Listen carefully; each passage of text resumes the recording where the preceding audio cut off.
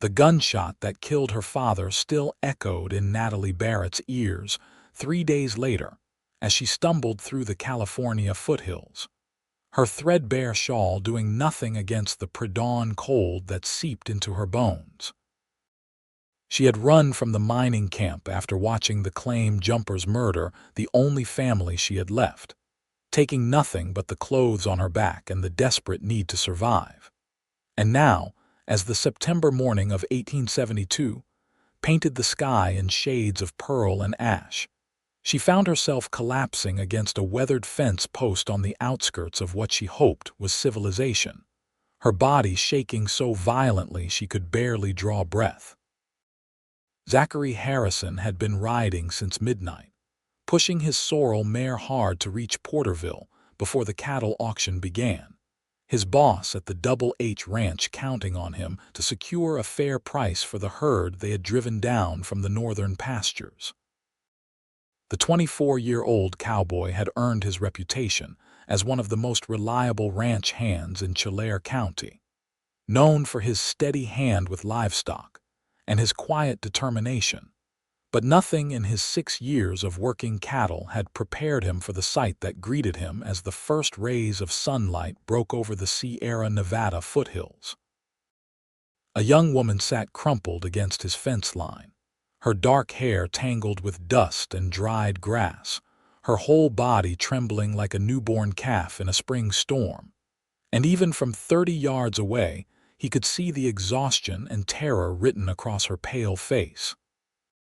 He dismounted before his conscious mind had fully registered the decision, his boots hitting the hard, packed earth with a soft thud as he approached slowly, not wanting to startle her. She looked up at him with eyes the color of honey, wide with fear, and something else he recognized too well from his own childhood memories of hunger and desperation. Her lips cracked and bleeding from dehydration, her dress torn at the shoulder and stained with what might have been blood. Without a word, Zachary shrugged out of his heavy canvas coat, the one he had saved 3 months' wages to buy last winter, and draped it across her shaking shoulders, feeling the violent tremors that ran through her slight frame. "Easy now," he said softly, his voice rough from the long night ride but gentle in a way that surprised even him. "You are safe. Nobody is going to hurt you." Natalie tried to speak, but her throat was too raw, too dry, and instead she clutched the coat around herself with fingers that had gone numb hours ago, feeling the warmth that still clung to the fabric from his body, smelling the scent of leather and sage and honest sweat. Tears spilled down her cheeks before she could stop them, born from relief and grief, and the simple, overwhelming kindness of a stranger offering his coat in the cold dawn light. She had been 21 years old for exactly 6 days when her father died, and in the 72 hours since, she had forgotten what human decency looked like. Zachary crouched beside her, close enough to provide shelter from the wind but far enough to give her space, and uncorked his canteen with steady hands. "Small sips," he instructed, holding it to her lips when he realized she was shaking too badly to hold it herself. "Too much too fast will make you sick." The water was the finest thing she had ever tasted, cool and clean, and she forced herself to obey his instructions even though every fiber of her being screamed to gulp it down. After a few careful swallows, she found her voice, hoarse and broken but functional. "They killed him.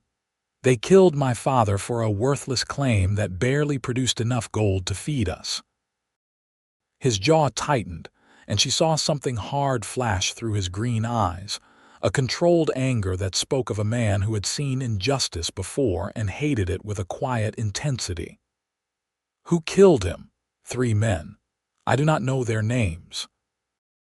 They came at night to our camp near Springville, said the claim was theirs now, and when Papa tried to reason with them, the tall one with the scar just shot him." Her voice broke on the last word, and fresh tears tracked through the dust on her face. "I hid in the mine shaft." Stayed there all night listening to them ransack our tent, and when they finally left at dawn, I ran. Just ran until I could not run anymore. Zachary stood, his decision made with the same quiet certainty that guided all his actions, and extended his hand to her. "Can you ride?" She stared at his calloused palm, work-worn and honest, and nodded slowly. "I think so." He helped her to her feet with a gentleness that belied his strength, steadying her when her legs nearly buckled, and led her to his mare with one arm supporting her waist.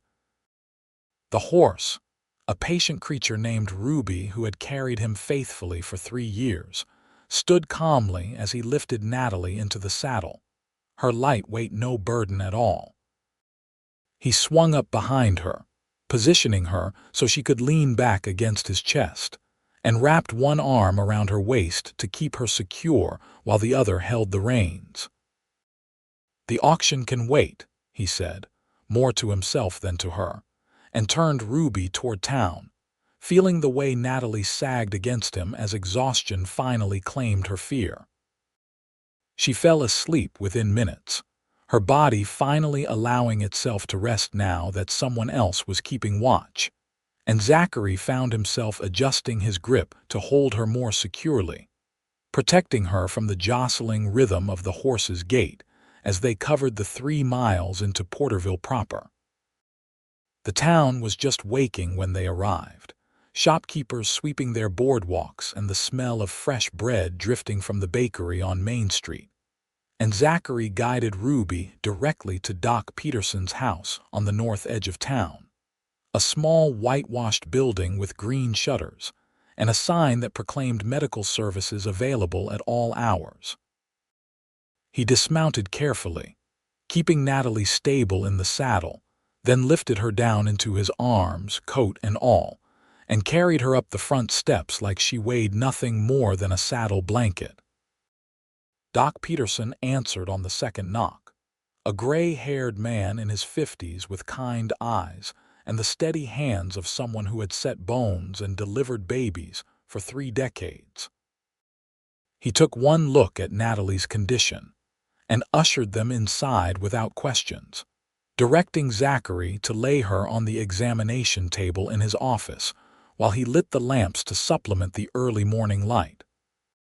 His wife, Martha, appeared moments later, a sturdy woman with a no-nonsense manner and a heart softer than fresh butter, and immediately began fussing over Natalie, bringing warm blankets and a basin of water to clean her up. "She needs rest, food, and safety," Doc Peterson said after his examination, speaking to Zachary in the low tones medical men used when discussing patients. "Nothing broken. No serious injuries beyond exhaustion and dehydration. Whatever she ran from scared her badly. You did right bringing her here." Zachary nodded, his hat clutched in his hands, and found himself reluctant to leave even though he had done his duty. "She has nowhere to go. Her father was murdered up near Springville. Claim jumpers." Doc Peterson's expression darkened, and Martha clucked her tongue in disgust. "That makes the 3rd incident this month. Sheriff Dawson needs to do something about the lawlessness in those mining camps before more innocent people die." "I will talk to him," Zachary said, surprised at the conviction in his own voice. He barely knew this woman, had found her less than an hour ago, yet something in him had shifted the moment he saw her shivering in the dawn cold. Something protective and fierce that he did not fully understand, but could not ignore. Natalie stirred on the table, her eyes fluttering open, and immediately searched for him, relaxing only when she spotted him standing near the door. "Do not leave," she whispered, her voice still raw. "Please." He crossed back to her side in 3 long strides, his hat forgotten on a nearby chair, and took her hand in his, feeling how small and cold her fingers were despite Martha's warm blankets. "I am not going anywhere," he promised, and meant it with an intensity that should have worried him but instead felt absolutely right. Martha and Doc Peterson exchanged a glance, the kind that passed between people who had been married long enough to communicate entire conversations without words, and Martha smiled softly. "You are welcome to stay, young man. I will fix breakfast for everyone. This girl needs food in her belly and friends around her." Over the next 3 hours, while Natalie ate slowly and carefully, her stomach unused to proper food after weeks of thin stew and hardtack in the mining camp, Zachary learned her story. She had been born in Sacramento, the only child of Thomas Barrett, a schoolteacher who had caught gold fever late in life after his wife died of cholera when Natalie was 16. They had spent the last 5 years chasing rumors of strikes and never quite finding enough color to justify their optimism, moving from camp to camp, and Natalie had kept their small household running while her father worked himself to exhaustion in played-out claims and narrow shafts that promised more than they delivered. "He was a good man," she said softly, staring into her cup of tea as though it held answers she desperately needed. "Not a practical man, but good.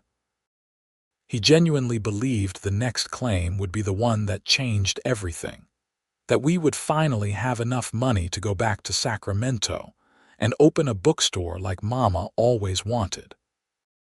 Zachary listened without interrupting, his presence a steady anchor as she spoke, and when she finally fell silent, he told her about the Double H Ranch, about the fair-minded owner who had given him a job when he was 18 and fresh off a cattle drive from Texas, about the tight community of ranch hands and their families who looked out for each other.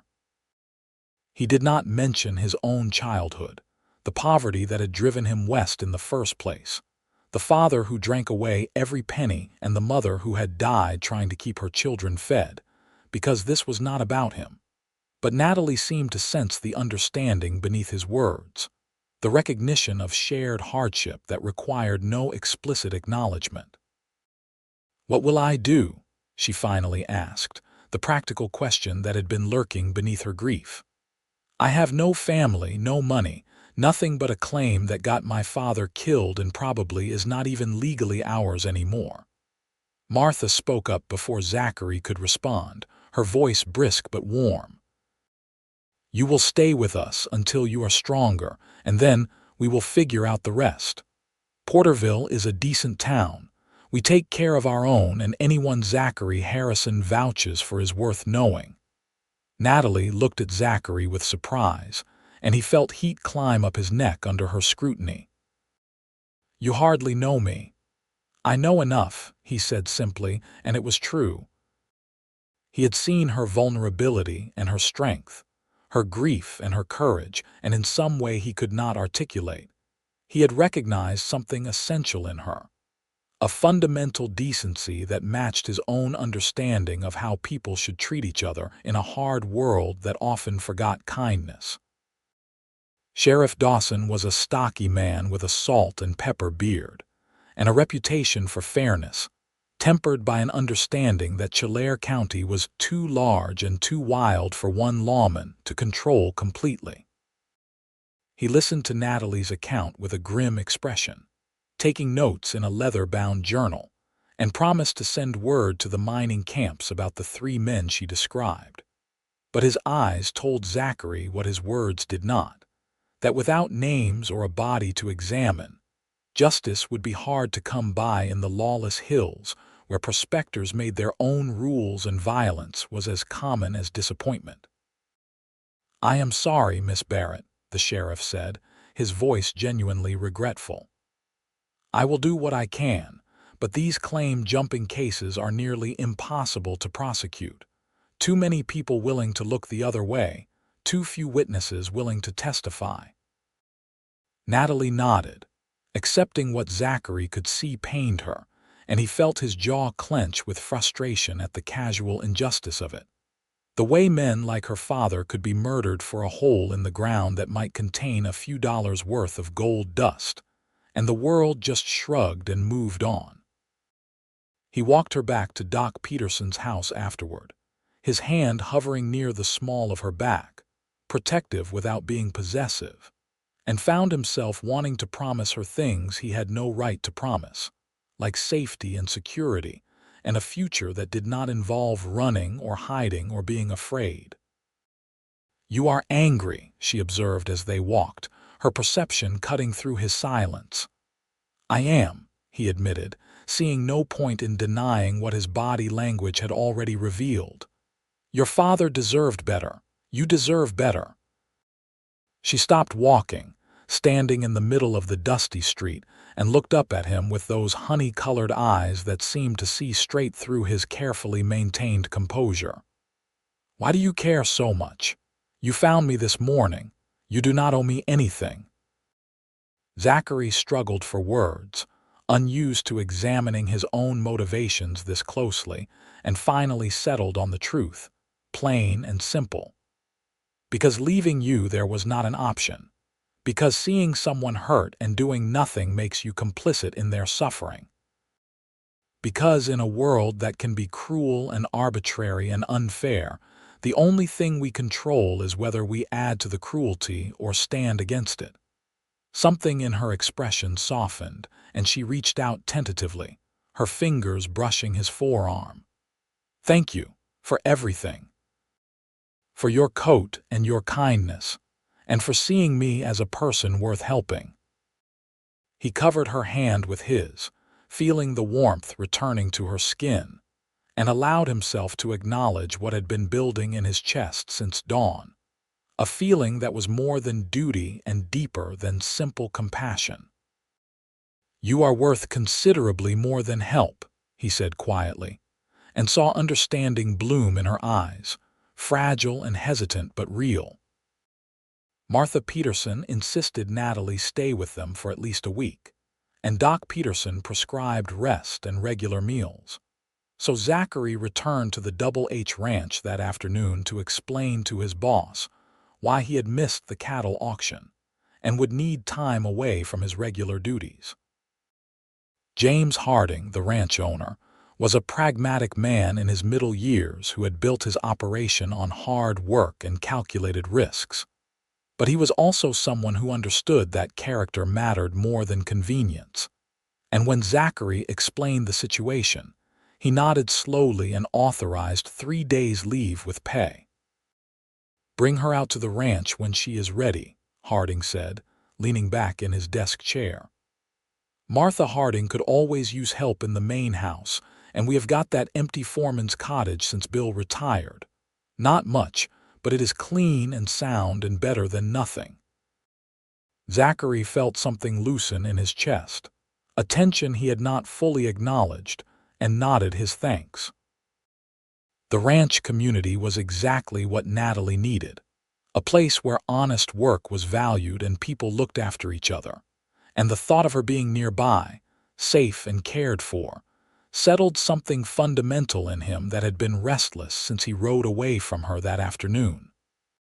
He returned to Porterville every evening after his work was done, riding the 6 miles from the ranch to town, while the sun painted the Sierra Nevada foothills in shades of gold and crimson. And each time he found Natalie a little stronger, a little more herself. She helped Martha with cooking and mending, proving herself useful in the way of someone who had learned self-sufficiency young. And slowly, the shadows began to fade from her eyes, replaced by something that looked almost like hope.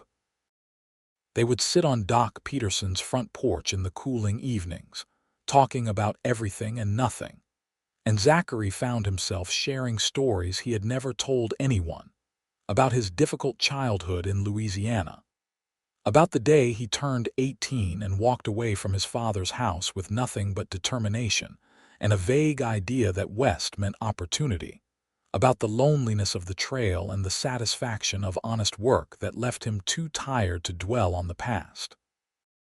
Natalie listened with the focused attention of someone who understood what it cost to reveal vulnerability.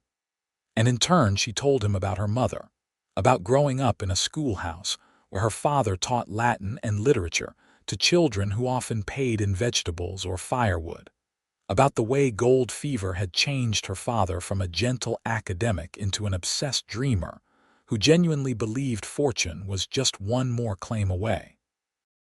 "I do not think I can go back to mining camps," she admitted on the fifth evening, her voice quiet but firm.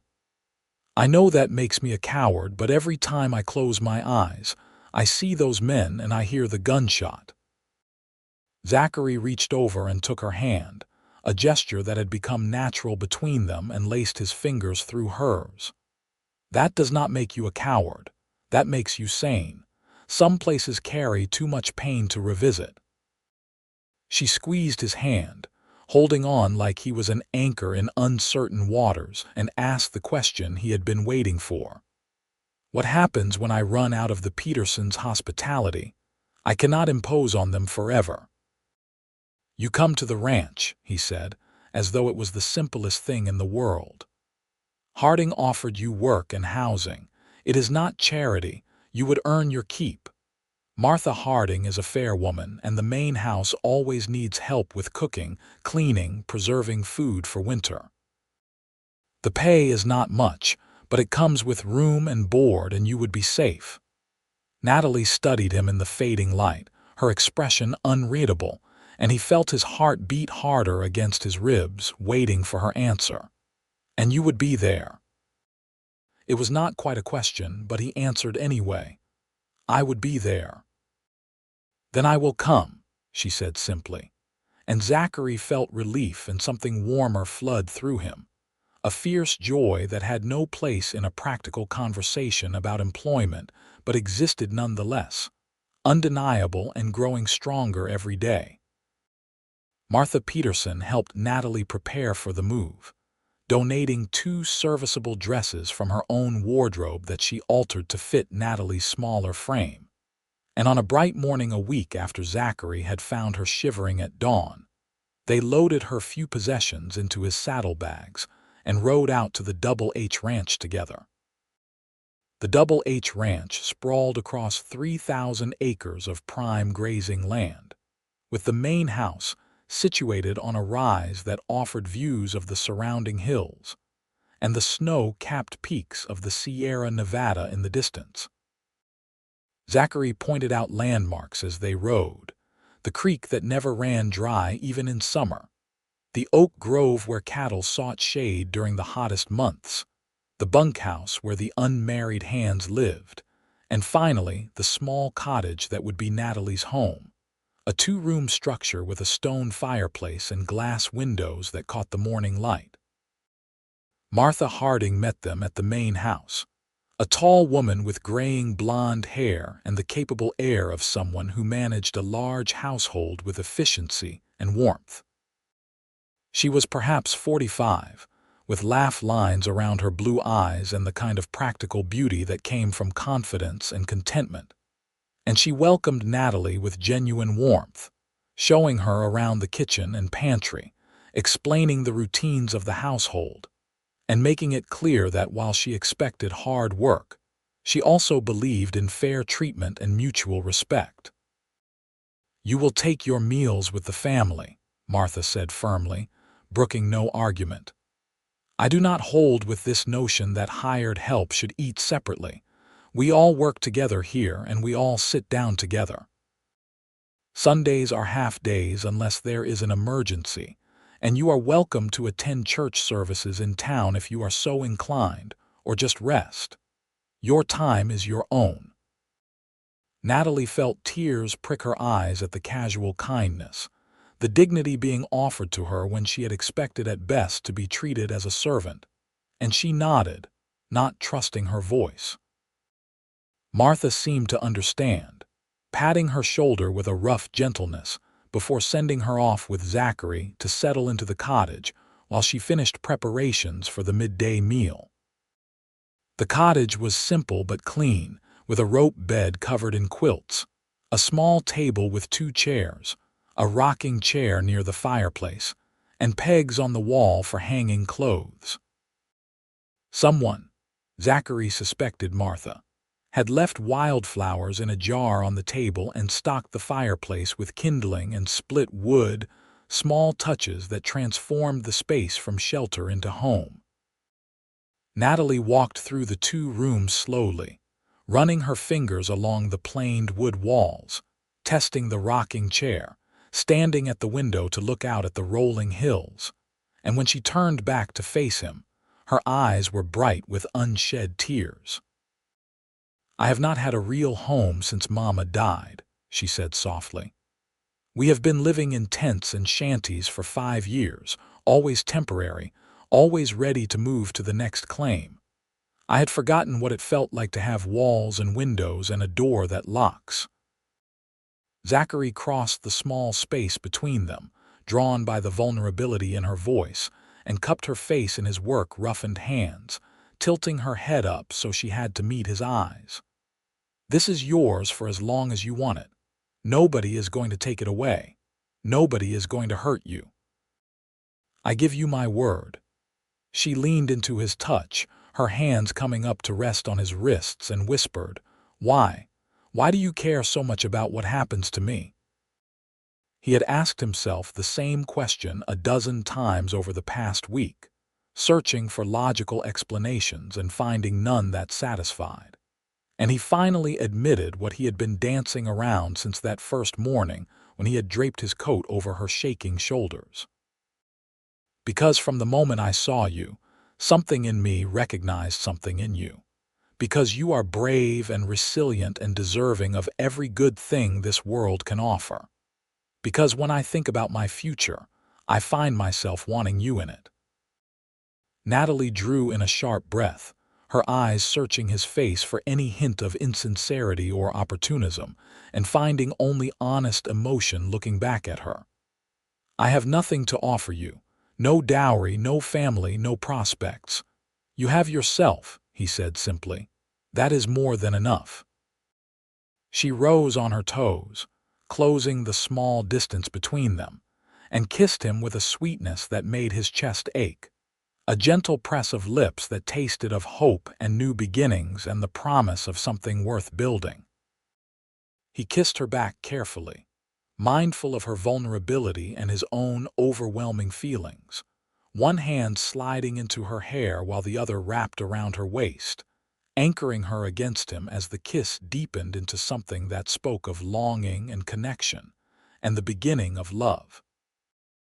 When they finally broke apart, both breathing harder, Natalie rested her forehead against his chest and laughed, a sound of pure relief and joy that he had not heard from her before.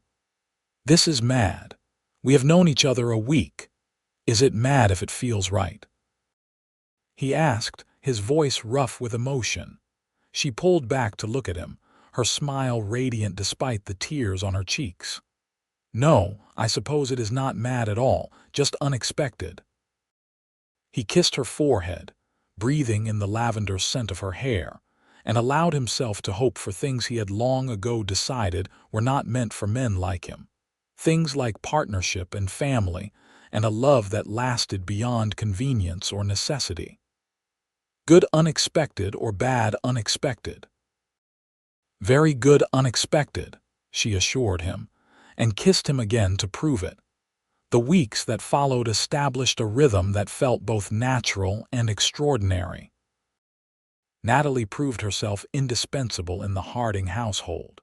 Her organizational skills and tireless work ethic winning over Martha completely within the first week. And soon she was trusted with responsibilities that went beyond simple housework, helping to manage supplies and coordinate the complex logistics of feeding a household that sometimes swelled to 15 people during busy seasons. She developed genuine friendships with the other women on the ranch, particularly Elena Rodriguez, the wife of the head wrangler, whose warmth and humor made the hard work feel lighter. And gradually, the tension that had marked her first days began to fade, replaced by the confidence of someone who knew her place and her value. Zachary continued his regular duties with the cattle, but he structured his days so that he could take his evening meal at the main house when Natalie was there. And afterward, they would walk back to her cottage together, talking about their days, sharing observations about the people around them, planning small improvements to her living space. He helped her build shelves for the books she had begun collecting from the lending library in town, and she sewed curtains for his bunk in the communal sleeping quarters, small acts of care that wove their lives together in ways both practical and profound. James Harding watched the developing relationship with the shrewd eye of someone who had managed people successfully for 20 years, and while he said nothing directly, he made sure to assign Zachary tasks that kept him close to the main house, recognizing that a happy cowboy was a loyal cowboy, and loyalty was worth its weight in gold in an industry where good help was hard to find and harder to keep. Martha was less subtle, openly delighted by the romance blossoming under her roof, and she took it upon herself to ensure that Zachary and Natalie had opportunities to spend time together without the scrutiny of the full household, sending them on errands to town together or arranging their work schedules so they had overlapping free time. 2 months after Natalie arrived at the ranch, Zachary asked her to accompany him to the harvest dance in Porterville, the annual celebration that marked the end of the growing season and brought together farmers and ranchers from across the county. She accepted with a smile that made his heart skip, and Martha immediately recruited Alina to help alter one of her own dance dresses, a deep blue calico that brought out the honey tones in Natalie's eyes and fit her figure in a way that made Zachary forget how to breathe when he saw her descending the main house steps on the evening of the dance.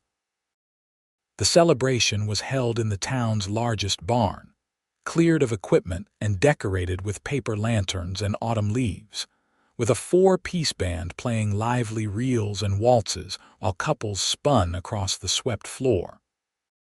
Zachary was not a graceful dancer, his movements competent but utilitarian, but he held Natalie with careful attention, one hand on her waist and the other clasping hers, and guided her through the patterns with a focus that made her feel like the only person in the crowded barn.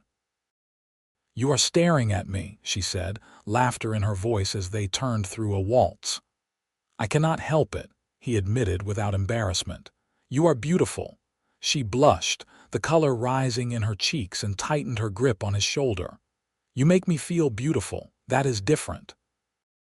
"No," he said seriously, pulling her infinitesimally closer within the bounds of propriety. "You are beautiful. I just make sure you know it." They danced until her feet ached and his shirt was damp with sweat, pausing only to drink punch and catch their breath. And when the band finally played the last waltz of the evening, Zachary led her outside into the cool October air, away from the noise and the crowd, to where his wagon waited under the stars. He had borrowed it specifically for tonight, wanting to drive her home in comfort rather than make her ride, and he helped her up onto the bench seat before climbing up beside her, their shoulders touching as he took up the reins. The road back to the ranch wound through the foothills, silvered by moonlight and quiet except for the rhythmic clip of the horse's hooves and the distant call of an owl hunting in the darkness. Natalie leaned against Zachary, tired but happy, and he wrapped one arm around her shoulders, steering one-handed with practiced ease. "Thank you for tonight," she said softly. "I have not felt this happy in longer than I can remember." Zachary kissed the top of her head, a gesture that had become instinctive between them. "You deserve happiness. You deserve everything good." She was quiet for a long moment, and when she spoke again, her voice carried a weight that made him glance down at her. "I love you. I know it is fast and probably foolish, but I do. I love you, Zachary Harrison, and I wanted you to know." His heart seemed to expand in his chest, too large for the space available, and he pulled the wagon to a stop right there in the middle of the road, turning to face her fully. "I love you too. I have loved you since that first morning when you looked at me like I was salvation, instead of just a stranger with a coat. I love your strength and your kindness, and the way you have built a life out of nothing but determination, and grace.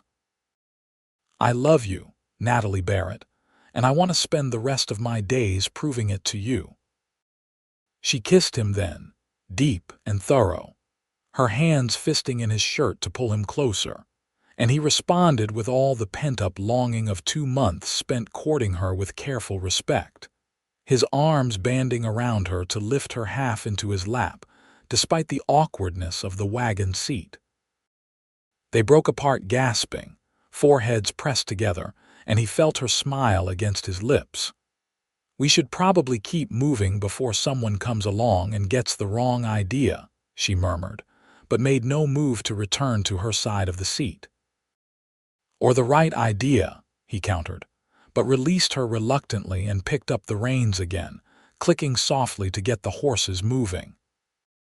She stayed close against his side for the rest of the drive, and when they reached her cottage, he walked her to the door and kissed her good night with a tenderness that promised everything words could not quite capture.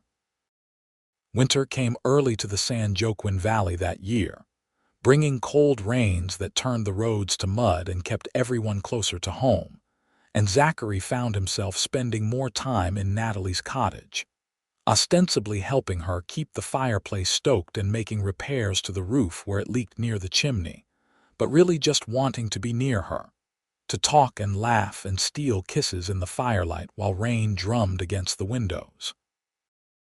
They maintained propriety, always leaving her door open when he visited, always mindful that Martha or one of the other ranch women might come by at any moment. But the intimacy between them grew nonetheless, built on conversation and shared dreams and the simple comfort of being together. He told her about his plans to save enough money to buy his own small spread someday. Nothing grand but enough acres to run a modest herd and build a house.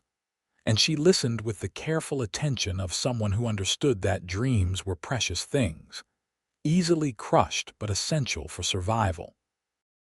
She told him about her mother's love of poetry, about the way her father had read Shakespeare aloud on Sunday afternoons before gold fever claimed him, about her own half-formed hopes of maybe teaching children someday, passing on the education her parents had given her. "You could do that," Zachary said, stretched out on the floor in front of her fireplace while she sat in the rocking chair, mending one of his shirts. "Once we have our own place, you could start a school for the local children. Nothing fancy, just reading and writing and arithmetic.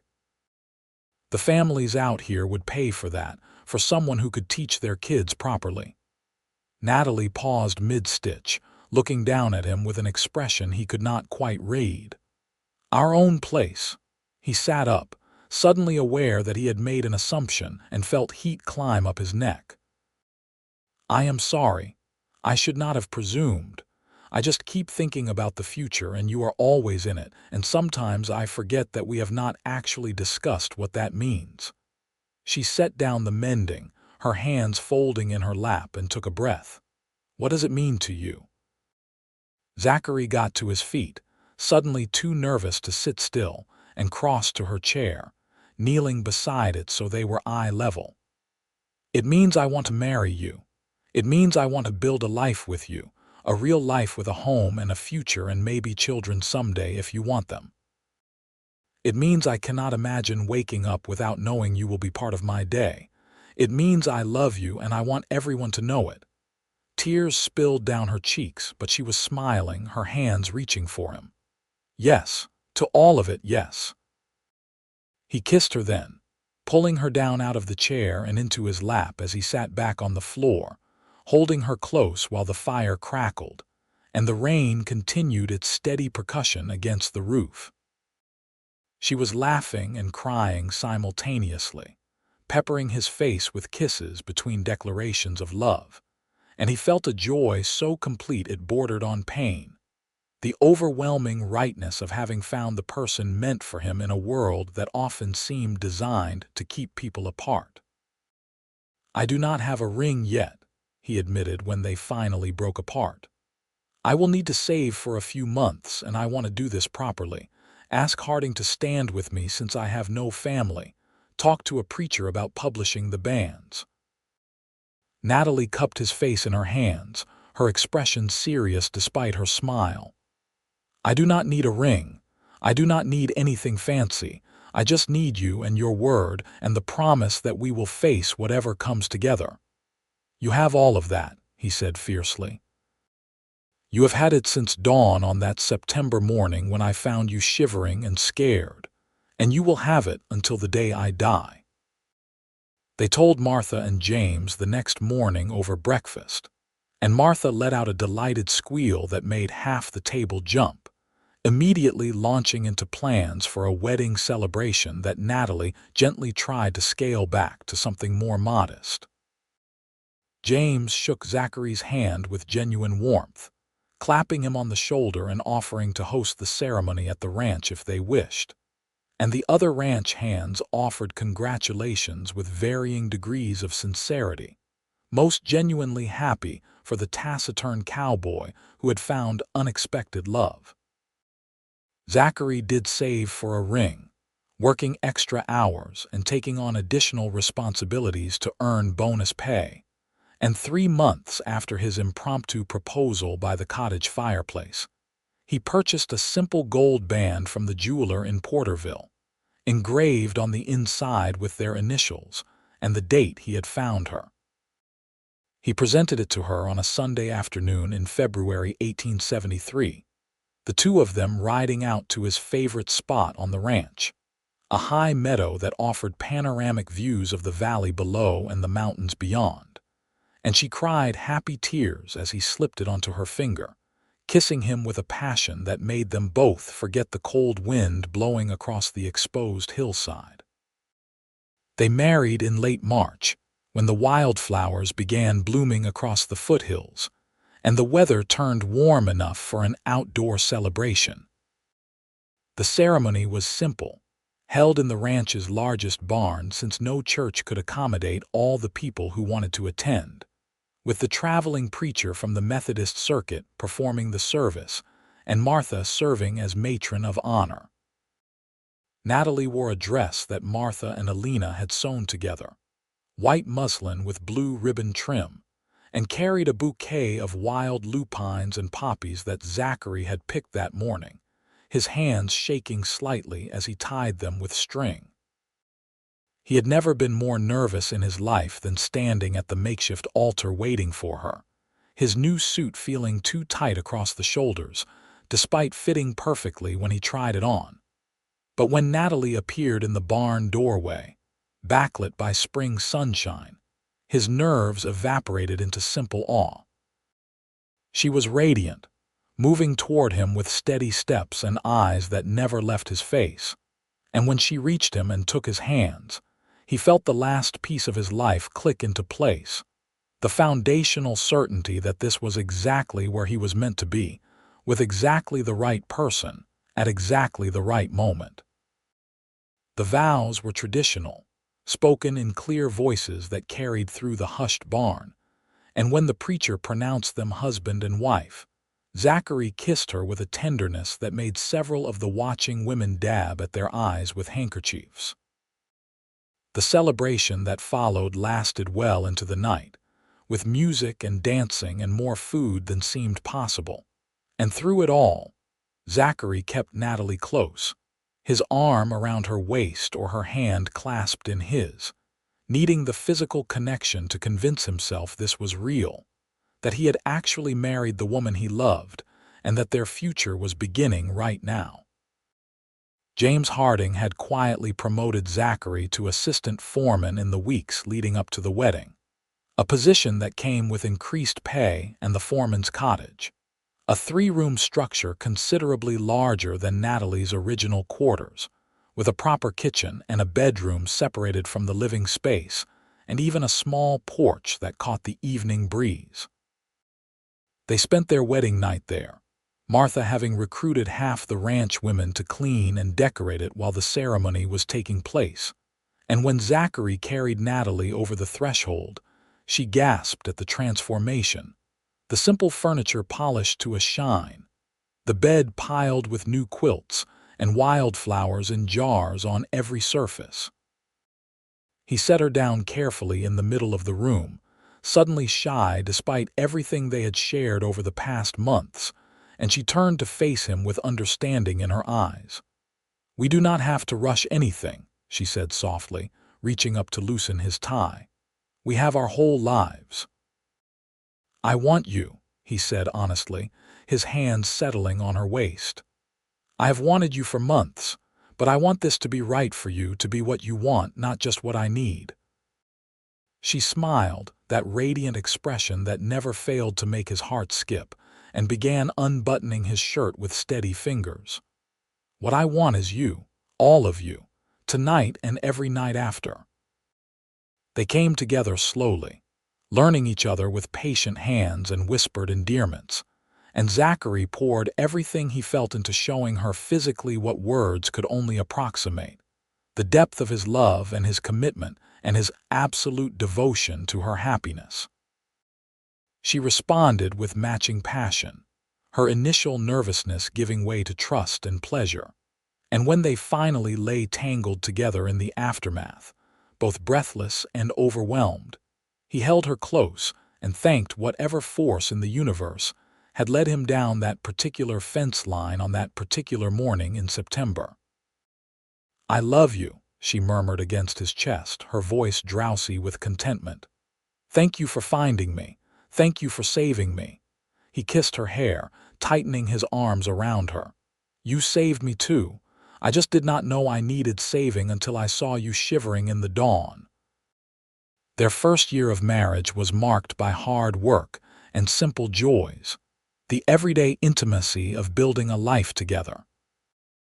Natalie continued her work in the main house while also taking on the role of foreman's wife, hosting dinners for the senior ranch staff, and mediating minor disputes among the household workers with a diplomacy that impressed even James Harding.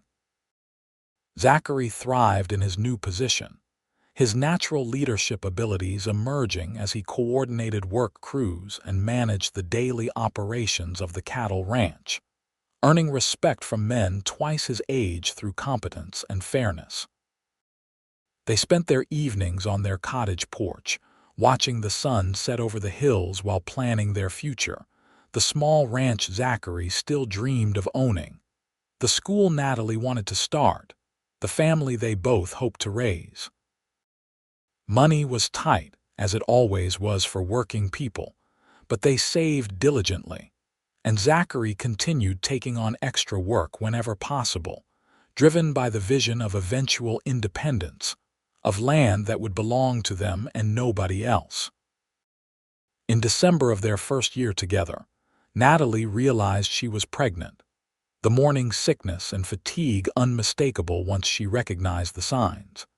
And she told Zachary on a cold evening when they sat by their fireplace, taking his hand and placing it on her still flat stomach with a smile that was equal parts joy and nervousness.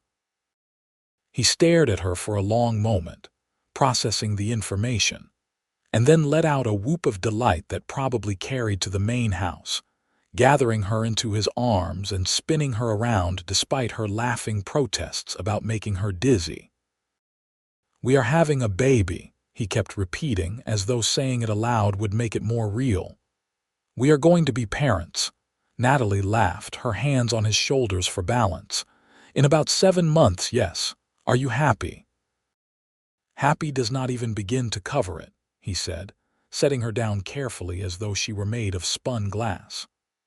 "I am terrified and thrilled and absolutely convinced. I have no idea what I am doing, but mostly I am so happy I could burst." She kissed him, slow and sweet, and whispered against his lips, "We will figure it out together, just like everything else." The pregnancy was difficult at times, particularly in the early months when Natalie could barely keep food down, and exhaustion made even simple tasks feel monumental. But Zachary supported her through it all, taking over the cooking when the smell of frying meat made her nauseous, bringing her weak tea and dry toast in the mornings, rubbing her feet when they swelled in the summer heat. Martha reduced her responsibilities in the main house, insisting she rest more, and Alina shared the wisdom of her own 3 pregnancies, offering practical advice that helped Natalie navigate the physical and emotional changes with more confidence. Their son was born on a sweltering July afternoon in 1874, arriving 3 weeks early and making his entrance into the world with lusty cries that announced his displeasure at the transition.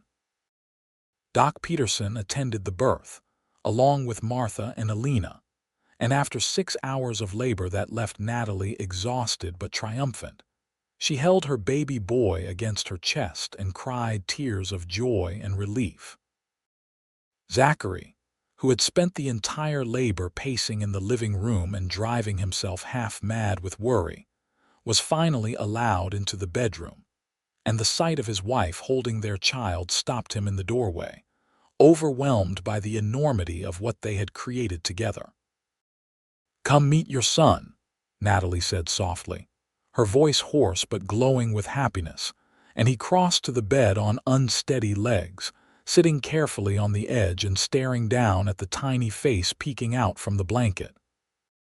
"He is so small," Zachary whispered, afraid to touch, certain he would somehow break something so impossibly fragile. Natalie guided his hand to rest on the baby's back, and he felt the rapid heartbeat, the warmth of new life, and something in his chest cracked open, a well of love deeper than anything he had experienced before. "He is perfect," he said, tears tracking down his face unashamedly. "You are perfect." "Thank you. Thank you for this gift." They named him Thomas, after Natalie's father, with the middle name James in honor of the man who had given them both opportunity when they needed it most. Thomas Harrison proved to be a healthy baby with his mother's honey-colored eyes and his father's serious expression. And Zachary took to fatherhood with the same quiet determination he brought to everything, waking for middle-of-the-night feedings, walking the floor when Thomas was fussy, and staring at his son with an expression of wonder that never quite faded even as the novelty of new parenthood gave way to the exhausting routine of infant care. The ranch community embraced Thomas as one of their own, with Martha knitting countless tiny garments and Alina offering to watch him whenever Natalie needed rest. And even James Harding, who was not particularly demonstrative by nature, could occasionally be found making silly faces at the baby with an expression of grandfatherly pride. The other ranch hands, particularly the younger ones who saw Zachary as a mentor, took to stopping by the cottage to check on the new family, bringing small carved toys or offering to help with repairs, and Zachary found himself feeling profoundly grateful for the community they had built, for the support system that made their small family part of something larger. As Thomas grew from infant to toddler, Zachary continued working toward his dream of land ownership. And in the spring of 1876, he finally had enough saved for a down payment on a small property, 200 acres of decent grazing land about 5 miles north of the Double H, with a dilapidated house and barn that would require significant work, but had good bones and water rights from a year-round creek. James Harding helped him negotiate a fair price with the bank in Porterville, and when Zachary signed the deed, his hand shaking slightly as he wrote his name, he felt the same profound rightness he had experienced on his wedding day, the sense of building something lasting and meaningful. They moved in early summer, though Natalie was 6 months pregnant with their second child, and Zachary tried to insist she stay at the ranch until after the baby came. She refused with characteristic stubbornness, determined to set up their new home together, and they spent long days cleaning and repairing, making the house livable while Thomas toddled around getting into everything with the fearless curiosity of a 2-year-old. The ranch community pitched in during their time off, helping to re-roof the barn and repair the worst of the fence lines. And within a month, they had transformed the neglected property into the foundation of something promising. Their daughter was born in September, arriving with considerably less drama than her brother, delivered by Doc Peterson in their new bedroom while Zachary kept Thomas occupied in the kitchen, distracting him with bread and jam while trying not to worry about every sound from the other room. When Martha finally opened the door and beckoned him in, he found Natalie sitting up in bed looking tired but triumphant, holding a tiny bundle wrapped in one of the quilts from their wedding. "Say hello to your daughter," Natalie said, her smile radiant despite the exhaustion evident in every line of her body. Zachary took the baby with more confidence than he had possessed with Thomas, cradling her competently and marveling at the delicate features, the tiny fingers that wrapped reflexively around his thumb. "She is beautiful, just like her mother." They named her Elizabeth, after Zachary's mother who had died when he was young, and she proved to be an easier baby than Thomas had been, content to sleep and eat and watch the world with solemn dark eyes that would eventually lighten to match her father's green. Thomas, after an initial period of jealous adjustment, became fiercely protective of his baby sister, insisting on helping with everything from diaper changes to bath time. And Zachary and Natalie found themselves navigating the chaos of a young family with humor and patience, and the deep satisfaction that came from building exactly the life they had dreamed about. The ranch prospered slowly but steadily, Zachary proving as capable at running his own operation as he had been at managing others, and Natalie took on the business end of things, managing their accounts and negotiating prices for their cattle with the same competence she had once brought to running the Harding household. They hired a hand to help with the heavy work, a young man fresh from Texas named Miguel who reminded Zachary of himself at 18, hungry and determined and grateful for the opportunity. And they treated him as part of the family, sharing meals and paying fair wages, and teaching him everything they knew about cattle ranching in California.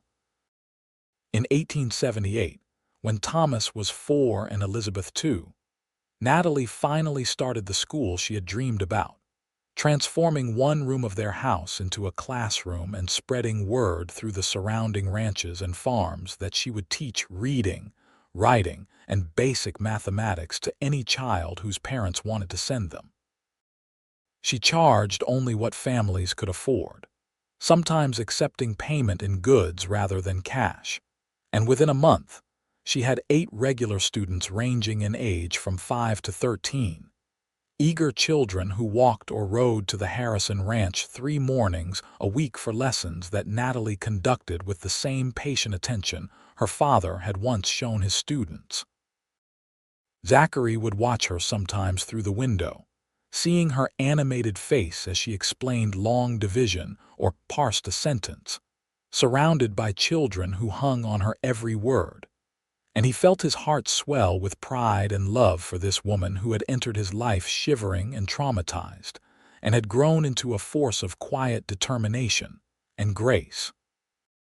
She had taken the education her parents gave her and passed it forward, creating opportunity for children who might otherwise grow up illiterate in a world that increasingly required reading and writing to navigate successfully. Their 3rd child arrived in 1880, another son they named William, and by then they had expanded the house to include 2 additional bedrooms and a proper parlor where Natalie could conduct her school lessons without overtaking the family's living space. The ranch was profitable enough now to support hired help year-round, and Zachary had earned a reputation as a fair dealer and a skilled cattleman, respected throughout Tulare County for his integrity and his willingness to help neighbors in need. Thomas, at 6, had already decided he wanted to be a cowboy like his father, spending every free moment following Zachary around the ranch and pestering him with endless questions about cattle and horses and the proper way to throw a rope. Elizabeth, at 4, had her mother's quick mind and her father's stubborn determination, and she could already read simple books, showing an early aptitude for learning that delighted Natalie. William was still an infant, a cheerful baby who smiled at everyone and rarely fussed, and Zachary found himself overwhelmed sometimes by the sheer abundance of his life, by the family he had built with Natalie, and the home they had created through shared work and mutual support. On their 7th wedding anniversary in March of 1880, Zachary took Natalie back to the high meadow where he had proposed, leaving the children in Alina's capable care for the afternoon. They rode up together on the same mare that had carried them both that first morning, Natalie sitting in front of him as she had then. And when they reached the meadow, he spread a blanket on the grass still damp from spring rains and pulled her down beside him. "Do you remember what I promised you that first morning?" he asked, his arm around her shoulders as they looked out over the valley below, green and lush with new growth. She leaned against him, fitting perfectly in the space between his shoulder and his heart. "You promised I was safe, that nobody would hurt me. Have I kept that promise?" "Every single day," she said, turning to kiss him softly. "You have given me safety and love and a life beyond anything I imagined possible. You have given me children and a home and purpose. You have given me yourself, which is the greatest gift anyone has ever offered me." He kissed her properly then, with all the passion and tenderness of 7 years of marriage and a love that had only deepened with time. And when they finally broke apart, both smiling, he rested his forehead against hers. "You gave me those same things. You took a lonely cowboy who thought his life would always be solitary work and empty bunkhouses, and you showed him what it meant to build something lasting. You showed me what love looks like when it is real and honest and built on partnership. You gave me a family and a future and reasons to wake up grateful every single morning." She wiped tears from her eyes, laughing at herself for crying on a perfectly happy afternoon. "We are maudlin today. We are honest," he corrected, pulling her closer. "And we are lucky. We found each other when we both needed finding, and we built something beautiful out of hard work and faith and love. That is worth acknowledging." They stayed in the meadow until the sun began its descent, talking about their children and their plans for the ranch, and the school Natalie wanted to expand to include older students.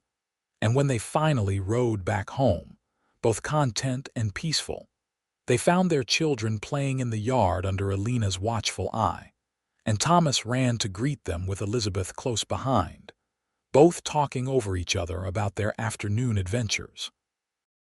Zachary lifted Thomas onto his shoulders while Natalie scooped up Elizabeth, and they walked into their house together, a family complete and whole. And as Zachary looked around at the life they had built, at the sturdy walls and the children's laughter and his wife's radiant smile, he thought back to that September dawn 8 years earlier, when he had found a shivering woman by his fence line and made the split-second decision to stop, to help, to care. It had been the easiest and the most important decision of his life, and everything good that followed could be traced back to that single moment of compassion, to the choice to offer his coat to someone who needed warmth, and in doing so, to open his heart to a love that would define the rest of his days. The years that followed brought the normal challenges and joys of family life in California's Central Valley. Droughts came and went, testing their water management and forcing difficult decisions about herd size. Good years brought prosperity that they carefully saved against harder times, and Zachary's reputation as a shrewd but honest rancher continued to grow, bringing opportunities to serve on local cattlemen's associations and even a brief stint on Porterville's town council, though he found politics frustrating and was relieved when his term ended. Natalie's school expanded steadily until she had nearly 20 regular students, and she brought on an assistant teacher, a young woman named Sarah, who had completed teacher training in Sacramento and jumped at the chance to teach in a rural school where her methods would not be constrained by rigid curriculum requirements. Together, they created an educational program that was surprisingly progressive, emphasizing critical thinking and practical skills alongside traditional academics. And parents throughout the region came to see the Harrison School as a valuable resource, worth the sometimes considerable travel required to get their children there. Thomas grew into a serious boy who loved animals and had an intuitive understanding of cattle behavior that delighted Zachary. And by the time he was 10, he was genuinely useful on the ranch, capable of tasks that required both skill and judgment. Elizabeth proved to be a scholar, reading everything she could get her hands on and pestering her mother with questions about subjects well beyond elementary curriculum. And Natalie began teaching her Latin and basic sciences in the evenings, nurturing an intellect that would eventually take their daughter far beyond the ranch. William was the adventurer, always climbing trees he should not climb and exploring places he should not explore, giving his parents regular heart attacks, but also bringing boundless energy and joy to their household. In 1885, Natalie gave birth to their fourth and final child, a daughter they named Margaret. And at 34, Natalie declared herself done with childbearing, much to Zachary's relief since each pregnancy had been harder than the last. Margaret was a surprise in every way, arriving 5 years after William when they had assumed their family was complete. But she brought a new sweetness to the household, a gentle spirit that balanced her siblings' more intense personalities.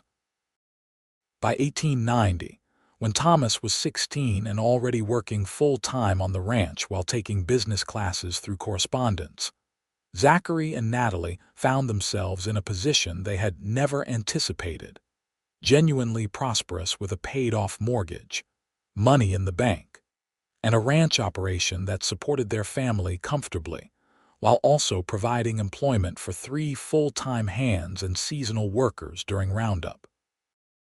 They had achieved the dream Zachary had articulated that first winter in Natalie's cottage, building a life on their own land, raising their children with values they believed in, contributing to their community in meaningful ways.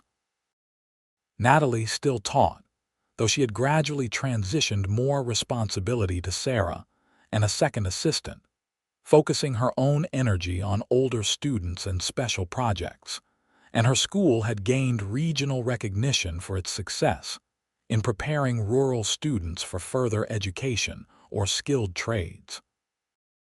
Several of her former students had gone on to university, an almost unheard of achievement for children from ranching families, and she took quiet pride in the letters they sent back, describing their studies and thanking her for the foundation she had given them. Zachary had gray threading through his dark hair now, and lines around his eyes from decades of squinting into the California sun. But at 41, he was still strong and capable, respected throughout Tulare County as a man of integrity and sound judgment. He had been offered the position of County Livestock Commissioner twice, and turned it down both times, preferring to focus on his own operation and his family. Though he served informally as a mentor to younger ranchers, sharing what he had learned through hard experience and careful observation. On a September morning in 1890, exactly 18 years after he had found Natalie shivering by his fence line, Zachary woke early as was his habit and lay for a moment just watching his wife sleep, her face peaceful in the pre-dawn light filtering through their bedroom curtains. She was 41 now, with silver streaks in her dark hair and the kind of beauty that came from a life well lived, laugh lines and character etched into features that had once been sharp with hardship, but were now softened by contentment and security. He rose quietly, not wanting to wake her, and went out to the kitchen to start coffee, a morning ritual he had performed thousands of times but never took for granted. Through the window, he could see his land, the corrals and pastures and the creek that ran year-round, everything he had worked for and built with his own hands and his wife's partnership. And he felt the same profound gratitude that had sustained him through hard times and good, the bone-deep certainty that his life had meaning and purpose. Natalie joined him as the coffee finished brewing, wrapped in a shawl against the early morning chill, and he handed her a cup before pulling her into his arms, both of them standing at the window watching the sun rise over their property, their bodies fitting together with the ease of long familiarity. 18 years, she said softly, echoing his own thoughts. Can you believe it has been 18 years since you found me? Best decision I ever made, stopping to check on a shivering stranger, he said, kissing the top of her head. Changed everything. She turned in his arms to face him, setting her coffee aside and cupped his face in her hands. You gave me your warmth that morning, your coat and your kindness and your whole world. You saved my life in every way a person can be saved. He covered her hands with his, holding them against his face. You saved mine too. I was just going through the motions before you, working hard but not really living. You showed me what it meant to build a life instead of just surviving one. You gave me family and purpose and love that still takes my breath away. They kissed, slow and sweet, and when they broke apart, both smiling, Natalie glanced toward the bedrooms where their children were still sleeping. We did good work together. The best work, Zachary agreed, following her gaze. 4 amazing children, a successful ranch, your school touching dozens of lives. Not bad for a lonely cowboy and a woman running from tragedy. Not bad at all, she said, picking up her coffee again and leaning back against his chest. What do you think comes next? We have built everything we set out to build. Zachary was quiet for a moment, considering the question seriously. Grandchildren, eventually, helping Thomas take over more of the ranch operation so we can travel some, see places beyond California. Growing old together and watching our children build their own lives, being the kind of elders who pass on wisdom instead of regrets. That sounds perfect, Natalie said, and meant it absolutely. The years proved Zachary's vision accurate. Thomas married at 23, bringing home a capable young woman named Catherine who fit seamlessly into the ranch operation, and gave them their first grandchild, a boy named Zachary Thomas, in 1896. Elizabeth went to university in San Francisco, studying literature and sciences, and eventually became a teacher herself, though she chose to work in the city rather than return to rural life. William joined the Forestry Service, his love of adventure finding outlet in protecting California's woodlands, and Margaret, their baby, showed signs of following her mother into education, spending her teenage years assisting in the school and displaying a natural gift for working with younger children. Zachary and Natalie gradually stepped back from the day-to-day operations of the ranch and school, transitioning responsibility to the next generation while remaining available for guidance and support. They traveled together, taking the train to San Francisco to visit Elizabeth, exploring the Sierra Nevada mountains, even venturing to Oregon to see the coast. And through it all, their partnership remained the foundation of everything, the steady constant that had sustained them through 18 years of marriage, and would continue to sustain them through whatever time remained. On their 25th wedding anniversary in 1898, their children threw them a celebration at the ranch, inviting friends and neighbors from across the county. And as Zachary danced with Natalie in the same barn where they had married a quarter-century earlier, he thought about the improbable chain of events that had brought them to this moment. A decision to ride out before dawn, a fence line that needed checking, a woman shivering in the cold September morning, a coat offered without expectation of return. Such small things, such ordinary kindness, And yet from those simple seeds had grown a love that defined both their lives, a partnership that had built something lasting and meaningful, a family that would carry forward long after they were gone. He had given her his warmth that dawn morning, and she had returned it 1,000-fold, filling his life with light and purpose, and a joy he had never imagined possible for a man like him.